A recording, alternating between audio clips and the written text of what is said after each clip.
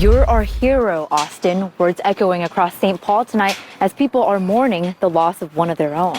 Tears and hugs as the St. Paul community gathered outside the fire station where Austin Smith volunteered. You seem to know everybody as they grow up with your children and grandchildren, and we are a very close, small, well-knitted community. Judy Kirsch attended the procession. She told me she was born and raised here. Whether the sirens go off at 4 in the morning or they're out in the field harvesting, boom, they're here for you. Remembering a young man who risked everything for his community. Our job is inherently dangerous, whether it's on a fire or on an accident scene.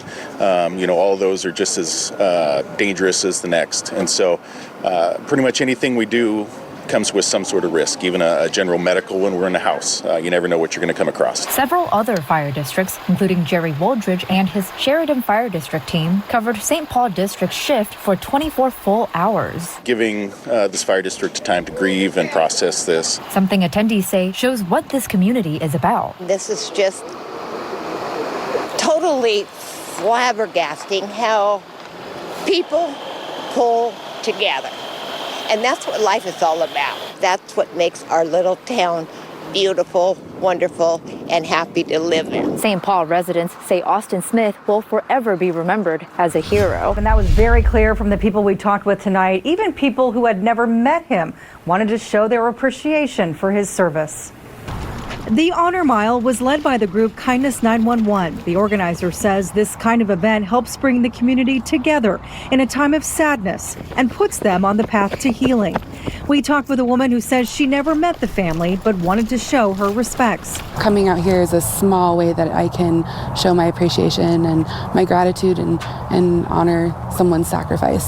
Officer Don Sahota was off duty and at home last weekend when a robbery suspect stumbled onto his property. When deputies arrived, Sahota was mistaken for the suspect and shot and killed. The founder of Kindness 911 says putting on this event is a small gesture of gratitude in a time of deep pain for the family and the Vancouver community. We want people to understand that there's a lot of love to give, and all we have to do is take that infinitesimal moment and tell somebody we care about them. And tonight, we're telling Don and his family and everybody who's ever touched that exact thing. Patrick says the support doesn't stop today. He says they will be there for the family as long as they need it. I'd like to acknowledge last week's passing of former Portland Mayor Bud Clark. He was a one-of-a-kind mayor, a tavern owner turned politician in the 80s who absolutely loved this city. Bud was well known for many reasons, including his famous Expose Yourself to Art poster. Many are praising the former tavern owner, saying he brought the everyman approach to the city's top job. When asked about Bud Clark, Portlanders have a lot to say. He'd walk down the street and it was like Santa Claus, and sometimes Santa Claus in shorts. He had this persona, Portland persona of the beard and the lederhosen, riding his bike around town, his whoop whoop. When he won the election for mayor in 1984, it was the everyday guy versus the politician, the tavern owner with a long shot campaign facing then Mayor Frank Ivancy.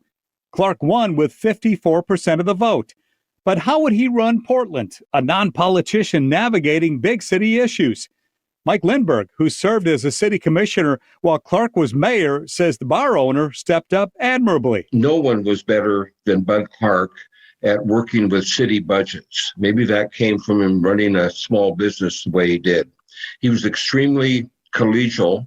We had a lot of teamwork retreats where we agreed on what the vision of the city would be and what actions we wanted to take and the results we wanted the next year. Clark played a major role in city projects like the Portland Convention Center and implemented community policing. And while the homeless issue wasn't as massive as it is now, he was the first mayor to come up with a solid plan. I think that people saw in him a new vision for Portland, where we could have somebody who was a regular guy. The bartender at your local watering hole could be mayor and really could inspire just a whole community to love this city as much as he did. A mayor like none other, full of personality and heart, who came along at just the right time.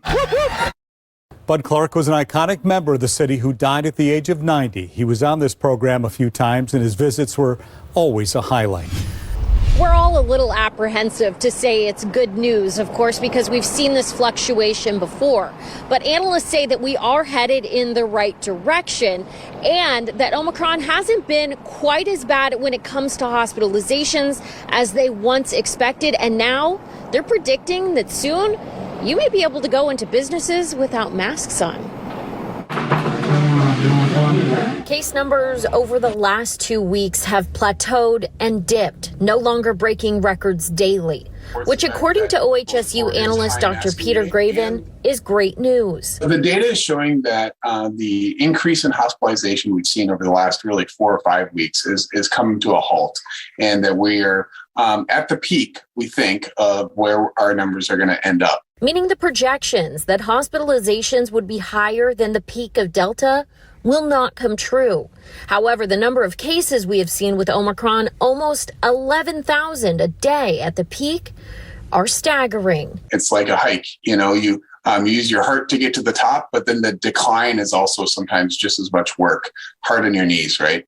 And so you see we have a whole hill to get down as well. Which means we still have a lot of cases ahead of us, but there is a light at the end of the tunnel. We see mostly good news ahead. So what caused the shift in the outlook? The data supports the fact that both Oregon's high masking rate and the ability that Oregonians took to kind of modify their behavior is actually what set us apart. And so because of that, we of course don't want to abandon that just yet. And if we keep it up, I think all signs point to the fact that by April and May, many of those types of actions won't be needed in the same way.